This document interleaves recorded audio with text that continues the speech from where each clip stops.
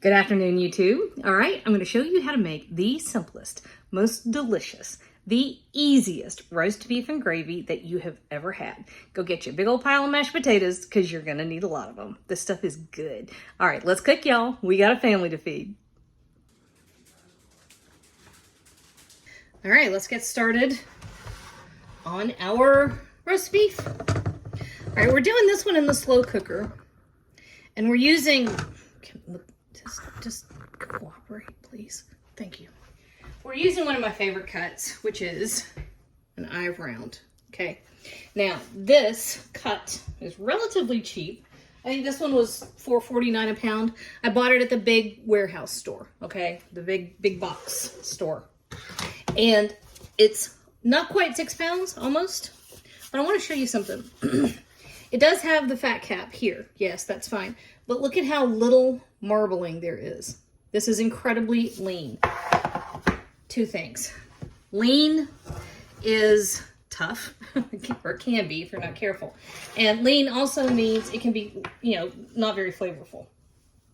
And on top of that, because it has so little marbling, if we don't treat it the right way, it's going to be like shoe leather, and that's not delicious. All right, so we're going to do this in the slow cooker. I have several other videos on how to do this exact same cut. Look for bottom round or top round or eye round roasts if you look through my videos. And the trick is, you got two ways to do this. It's almost like octopus. You can do it hot and fast and boom and do it, and it's tender and delicious. Or you can do it long and slow, and it just becomes melting and lovely. And this is going to be low and slow. Okay, so over here in my skillet, I have about a tablespoon or so of olive oil and a couple of tablespoons of what was that other stuff? Butter. And this first step, we're just going to season this guy up, okay? So just kosher salt. Let me move it over so I don't knock it all over the counter.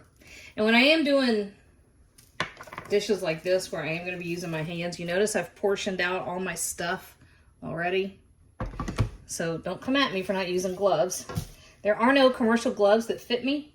I have little mutant infant hands, and they don't make too many rubber gloves for children. Oh, look, I spilled it all over my counter. So there we go. All right, so that's salt everywhere. And that's really going to be all we're going to do at this point, okay? I'm going to let this, hang on. I'm going to rinse my hands. Da, da, da, da, da. Okay, and we're waiting on our skillet to get hot. And this is the battle pan. It's nice and big and fat and heavy. And because it's that heavy, it takes it a minute. So while we're waiting on that to get hot, we're going to put together our little bouquet garni, which is just a fancy way of saying flavor packet. So I have these little bags. You don't have to use them. I got these on Amazon. I love them. For 25 years, I have been unable to keep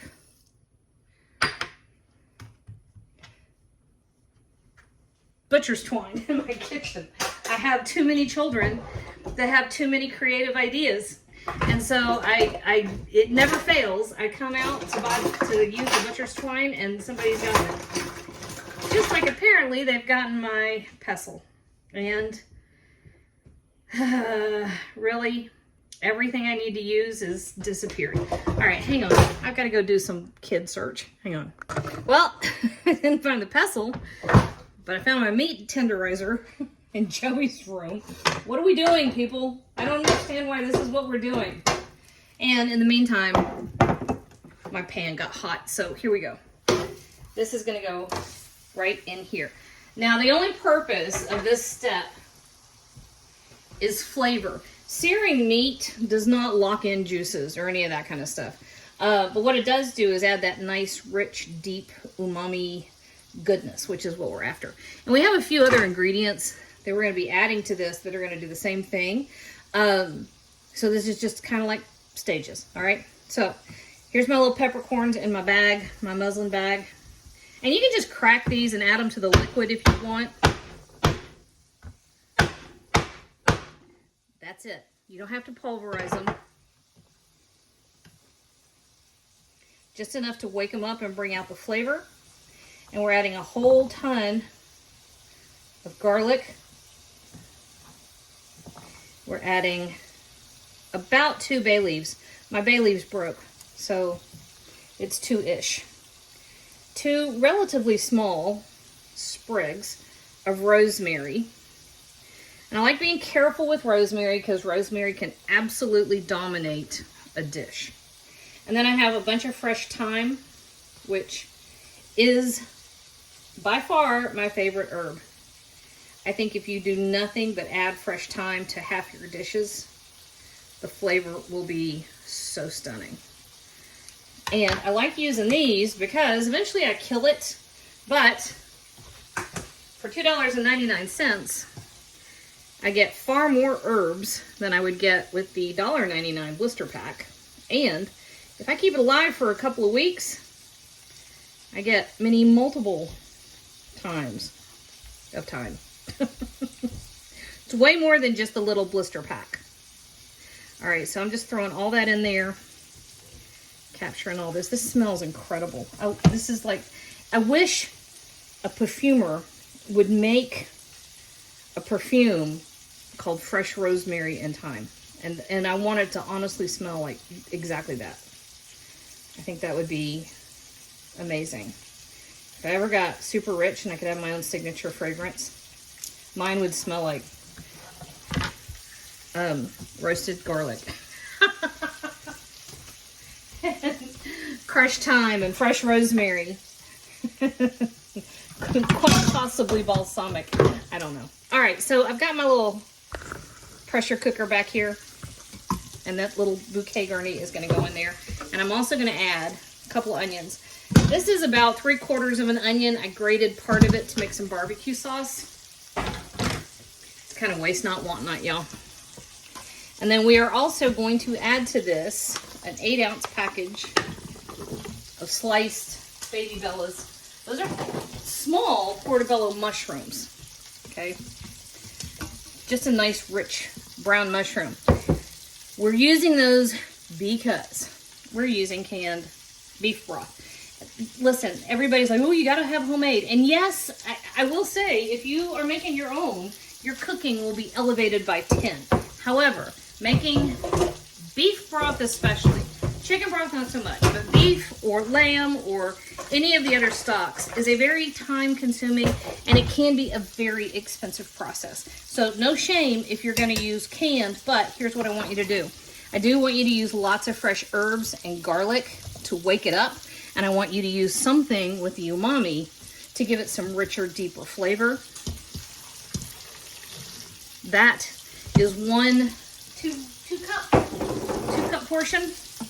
And you know what? I almost forgot to do. I almost forgot to do my second little secret ingredient.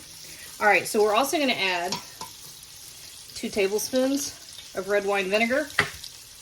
And to deepen the richness of our sauce, Worcestershire is amazing.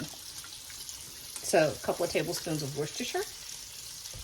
I think I've heard Gordon Ramsay call it Worcester sauce. Maybe.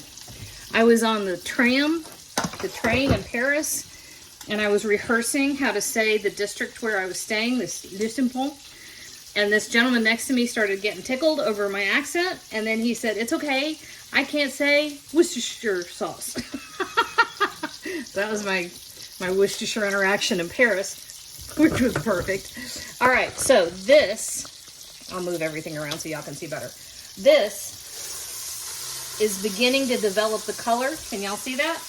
But we want that richer and deeper, okay? So we're just gonna take some time, a little bit of patience, which not my strong suit, but if I can do it, y'all can do it. We're gonna get that nice and brown on all sides, and then we'll pop him in there with his little friends. Okay, give me that. Bladen came in, now I have an assistant. You see what we have here? You see that? That's exactly what we want. Now I'm gonna have to finagle this a little bit to get it down in there. I'm not gonna make you watch me do all of that, but I do want you to see this one section that I'm gonna do.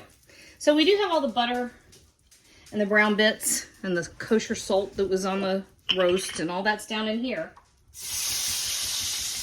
We're not truly deglazing the pan, mainly because this is a non-stick pan. And you don't really have to deglaze a non-stick pan. It just pops right up. But we do want to capture all of that. And we want to add it to the cooking liquids in our stock pot. Okay.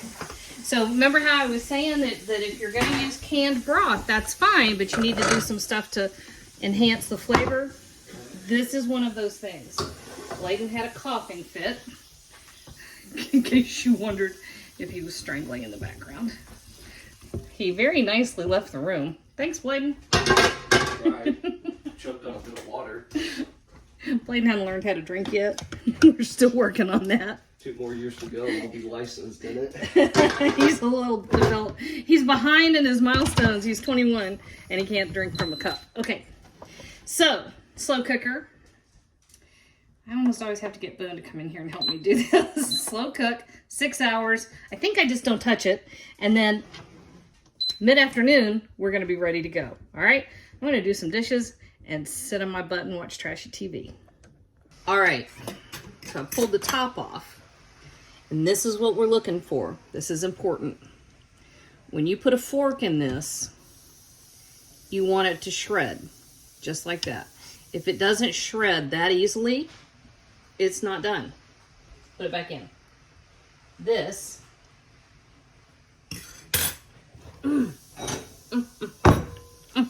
perfect. Okay, so now I have my mouth full. This is going to come over here. We're just going to cover him with foil.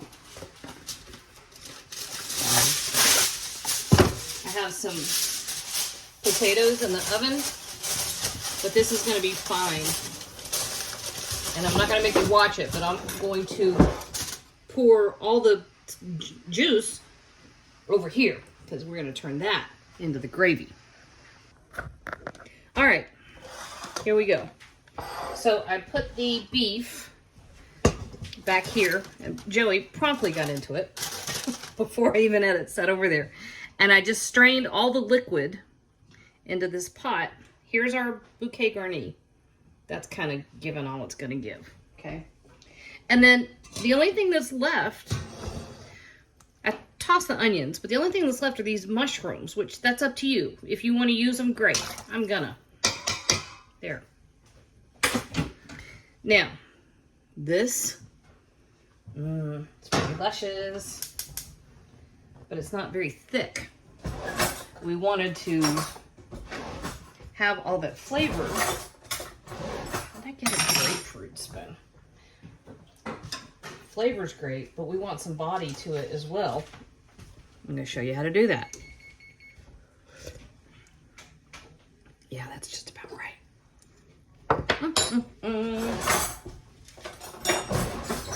So, simple little dish.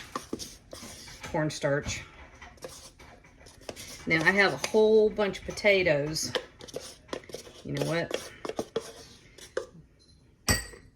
That's it for cornstarch. I don't even know how much that was. Was that a half a cup? Sure. And cornstarch has to go into cold liquid, right? So I'm just putting it over here with a little dab of water. Just enough to cover.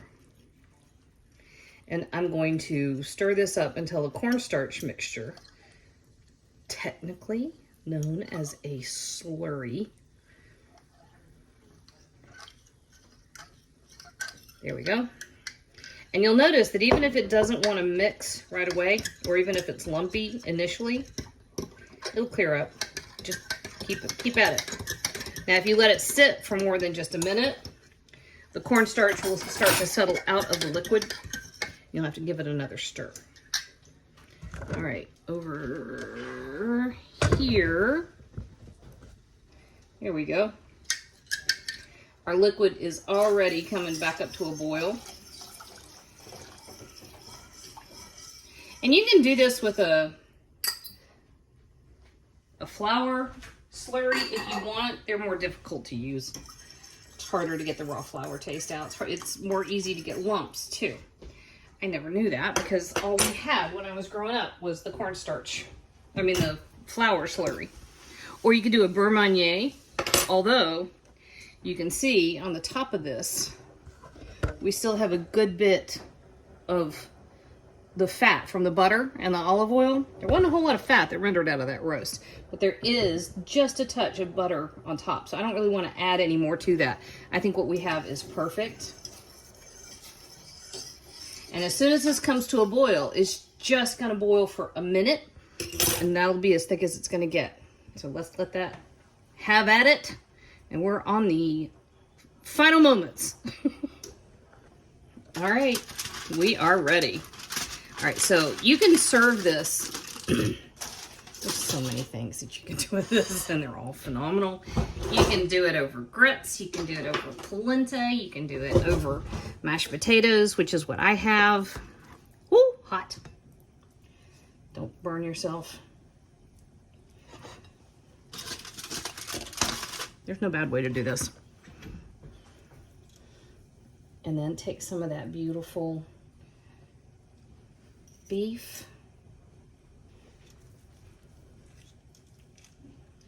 Right over the top there. And we'll actually have a ladle for once. Not gonna lie, I wish our gravy was a touch thicker, but it's got enough body to be just fine. And the flavor in that is to die for.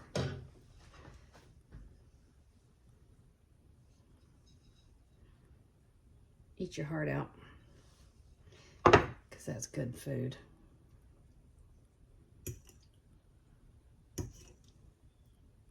Well, here we go. What fingers?